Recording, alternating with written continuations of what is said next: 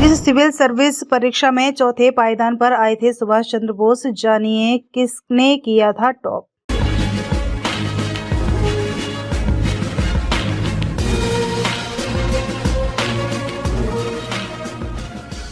क्या आपको पता है कि सुभाष चंद्र बोस ने भारतीय सिविल सर्विसेज की परीक्षा पास की थी? जानिए उनके बैच का टॉपर कौन था। इसके साथ ही बता रहे हैं कि उनके कितने नंबर थे। नेताजी सुभाष चंद्र बोस भारतीय स्वतंत्रता संग्राम के महान नेता और प्रेरणा स्रोत थे। उनका जीवन संघर्ष, बलिदान और दृढ़ता की मिसाल है। सुभाष चंद्र बोस ने भारतीय सिविल सर्विसेज में एक महत्वपूर्ण कदम उठाया था, जो उनके जीवन के एक अनोखे पहलू को उजागर करता है।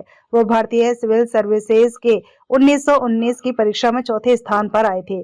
क्या आपको पता है कि इस पेपर में टॉप किसने किया था और कितने नंबर लेकर आए थे?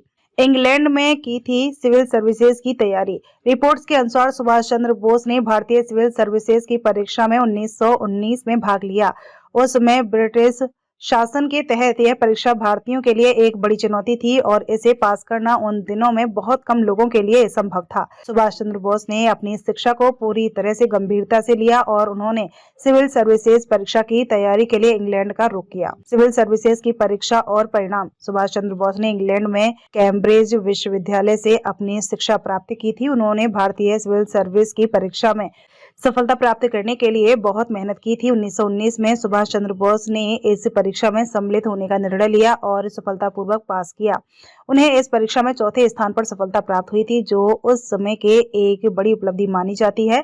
सुभाष चंद्र बोस ने इस परीक्षा में इतिहास विषय को चुना था। इस परीक्षा में उन्हें 6000 में से 2281 अंक प्राप्त हुए थे। उनकी कड़ी मेहनत और आंतरिक प्रेरणा से उन्हें इस परीक्षा में सफल बनाया। हालांकि इस सफलता के बाद बोस ने आईसीएस की नौकरी स्वीकार करने के बजाय भारतीय स्वतंत्रता संग्राम के प्रति अपनी निष्ठा दिखाते हुए ब्रिटिश शासन के खिलाफ संघर्ष को प्राथमिकता दी। भारतीय स्वतंत्रता संग्राम में योगदान। सुभाष चंद्र बोस ने भारतीय सिविल सर्विसेज की नौकरी को त्याग दिया क्योंकि उन्हें अपने देश की स्वतंत्रता के लिए संघर्ष करना था। उनका मानना था कि स्वतंत्रता केवल ब्रिटिश शासन से मुक्ति पाने से नहीं, बल्कि भारतीय जनमानस को जागरूक करने और उन्हें अपने अधिकारों के लिए खड़ा करने से आएगी। 1939 में उन्होंने भारतीय राष्ट्रीय कांग्रेस के अध्यक्ष पद से इस्तीफा दे दिया और भारतीय राष्ट्रीय सेना की स्थापना की, जो ब्रिटिश शासन के खिलाफ एक सशस्त्र आंदोलन था। साल 1919 में आयोजित हुई भारतीय सिविल सर्विसेज की परीक्षा में पी रामालिंगम ने टॉप किया था। उन्होंने 6000 अंकों की परीक्षा में 2716 अंक प्राप्त किए थे। उन्हें सबसे अधिक नंबर हिस्ट्री और पॉलिटिकल इकोनॉमी में मिले थे। इसके साथ ही उनके नंबर इंग्लिश में भी ज्यादा थे।